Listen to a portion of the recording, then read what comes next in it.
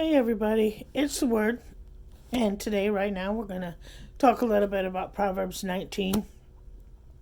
And Proverbs 19, verse 8 says, "He who gets wisdom loves his own soul. He who keeps understanding will find good." The Bible does talk a lot about wisdom and understanding. So, in verse 11, it goes on to say, "The discretion of a man makes him slow to anger, and his glory is to overlook a transgression." A lot of verses in the Bible, they tell us how to behave. And that's why I just think it is so much fun to read the Bible. It just is like, it has everything in it. Before I retired, I worked in the mental health and the behavioral fields, and I used to, when I'd see my clients, and there's so many things, there's so many philosophies and people that have been in the psychology field, and they're well known. And so, but I've always believed my foundation has always been Jesus Christ. I mean, for the longest time. And so I've always felt like, God was the original counselor. It's what I've always said, and that's what I always believe. Because in the Bible, all of these years ago, when the Bible was written, talks about anxiety, anger, depression, our emotions, how to handle things, how not to behave, not to gossip, not to murder, not to be a glutton. So there's so many things that I just find fascinating when you start reading the Bible.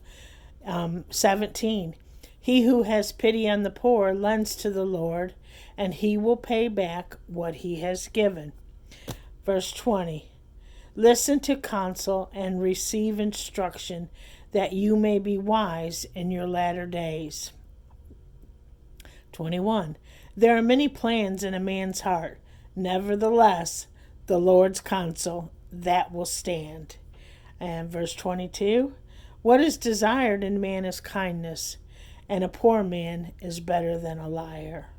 It's just so fascinating to me. I hope you love it too. I just get a thrill out of seeing some of these things, and it just, like, sometimes when I read the Bible, it just skips off the pages to me, like, oh my God, that's just how we're supposed to behave. Oh my gosh. So verse 27 in Proverbs 19, "Cease listening to instruction, my son, and you will stray from the words of knowledge."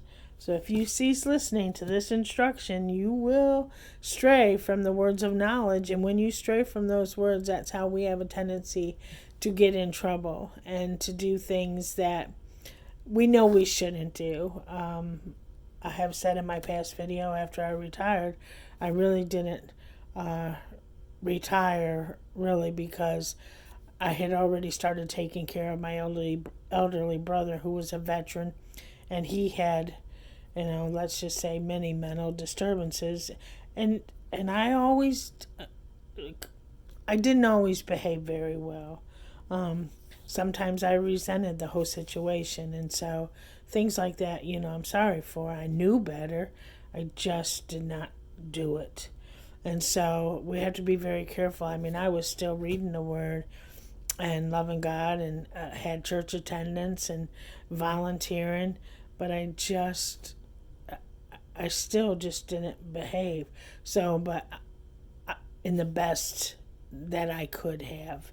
But just think about if you're not connected to God, if you don't have a personal relationship with Jesus Christ, if you aren't staying in the Word, just think how much worse I could have been. I mean, I felt like I was ugly enough, but it could have been a whole lot worse.